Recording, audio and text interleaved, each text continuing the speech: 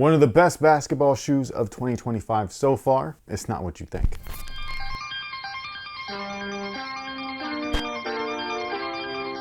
Hey, what's going on, guys? My name is Chris. Welcome back to the official WearTesters.com YouTube channel. Today, we are taking a detailed look and breakdown on what I think is one of the best basketball shoes of the year so far, especially the most, or one of the most, bang for your buck models based off of its retail price and the way that they feel and play on court. And that's these bad boys right here. This is the 361 DVD3. This is Spencer Dinwiddie's third signature shoe with the brand. And I really like the DVD2s quite a bit, but the DVD3s are fantastic. Just in case you were wondering, this is the box. It's just a simple pull-out drawer style box. Nothing crazy. The shoes themselves though, these are badass. These are really, really awesome. There's only one flaw on them, and I'll talk about that in a second. No, don't like that.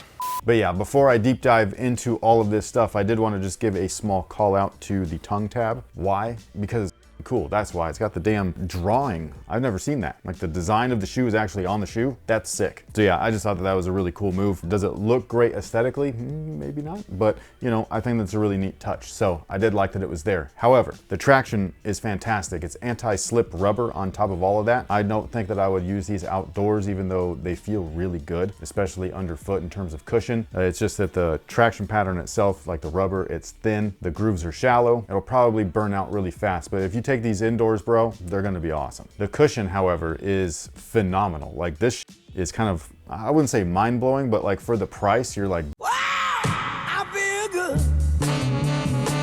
Now, we've got a dual density setup here, which is not uncommon for the 361 brand, but the way that this feels kind of is, like the forefoot itself, it's stupid bouncy. I don't even know how to explain it. It just feels almost like it's like unlocked in and of itself. It's a completely different foam than the rest of the shoe. So in the forefoot itself, you've got their Quick Tech, which is basically like an ETPU style of material. It gives you this almost propelling feeling in conjunction with the other stuff that's housed within the midsole, but that foam is kind of where it starts. The rest of the foam is fairly firm. I believe it's pronounced Energex. Don't quote me on that because I could be wrong. And that foam, despite being firmer, still feels good. It feels fairly plush underfoot, so you still get adequate cushion. It's just that when you go from that to the forefoot, like, you just feel like, I don't know how to explain it, man. Like, you feel like you're loading and then launching. It's really cool. So yeah, if you have not tried something like this out, do highly recommend it just for the feeling alone. And then all of this stuff is kind of like built around what they're calling the quick drive system. And it's a two-piece of two different density TPU plates. It's really weird the way that it's kind of like implemented, because they go like, one goes one way and the other one goes the other. And so basically it's a torsion system. So it's really like rock solid, you know what I mean? But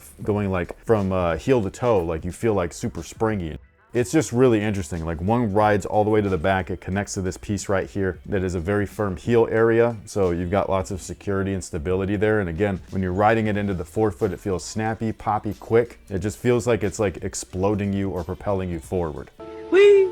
And again, just to feel that alone, or like to try it out, that's one of the reasons why I'd be like, dude, like, try these on, see how they feel. It just sucks that they're not in store. That's the main thing that I just can't stand, is when you can't like go into a store and try it on yourself. It's like a real hard sell, you know what I mean? Because you got to pay for shipping, and if you don't like it or they don't fit you, you got to send them back. Speaking of the fit, by the way, and yeah, I'm gonna flip materials and fit just because.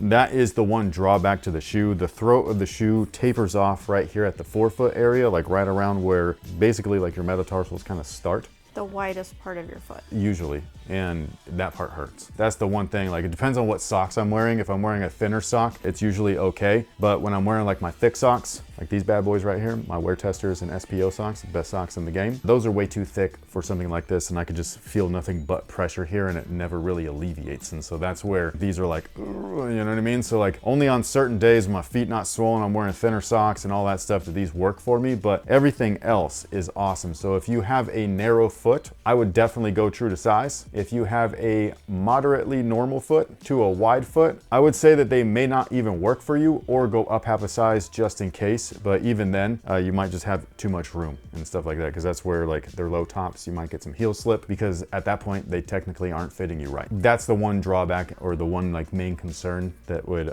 be a detriment to something like this. But for those of you guys that maybe if you already wear 361 products and you're already accustomed to their fit, just try them out. Maybe you'll you'll like them. Now the materials are interesting. They're not like my favorite thing or anything like that, but it's all modern stuff. So you got textiles, you got synthetics. I do really like the certain color blockings that they've done. The way that they've highlighted every panel is kind of interesting. Some colorways are a little bit cooler than others, like this weird one with the pink toe. I really like. I don't know why, it just looks weird and I like it. But yeah, the materials are comfortable, they're durable, they're lightweight, nothing really to complain about. I almost forgot the insole. It's this cheap piece of shit right here. It's a really open-celled foam. You can take this out, swap it out for anything else that you'd like, whatever you use, whether it's an orthotic or a move insole or a different insole altogether. You can take this out, swap it out, you'll be good to go. Now, with that being said, what is today's user-submitted question of the day? All your meals have to come from one restaurant for the rest of your life. Which restaurant are you picking? Does it have to be like a mainstream, like, you know what I mean, like Denny's or McDonald's or something like that? Or like, can it be like a local spot? One of each. One of each? Sure.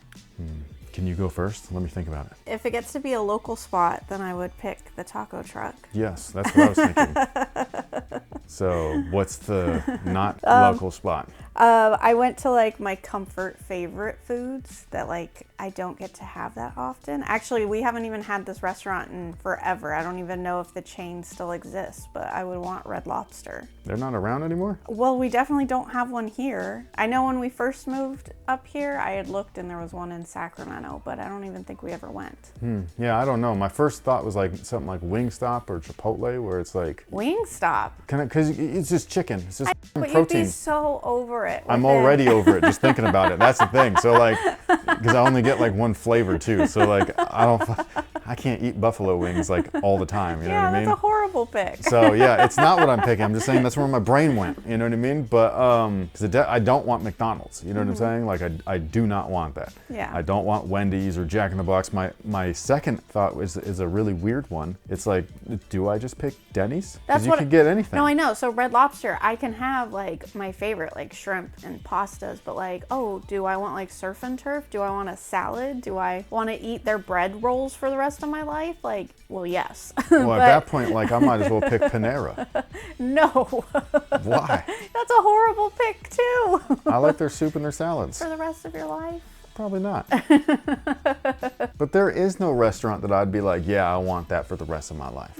Except for like a taqueria. That's why I was like, can I just pick, like, does it have to be a chain? You know what I'm saying? I feel like chain is fair because... Everybody has one. Yes. Typically. Yes. Because not everybody got In-N-Out. I know. Not that I would pick that, but like, I'm just saying. So yeah, I don't know. I would just want something that has variety. So like you mentioned pasta. Denny's doesn't do that. I would miss pasta. I know. You'd be so You get sad. all the breakfast that you can want at any time, or random Oh, like. I'd have no breakfast. I love breakfast. And that's what I was thinking when you said Red Lobster, because in my head, you're stuck eating there for Yeah, all meals. Forever. Yeah. So Denny's. How about we stay together forever and we can share? swap? Yeah. But I don't like Red Lobster.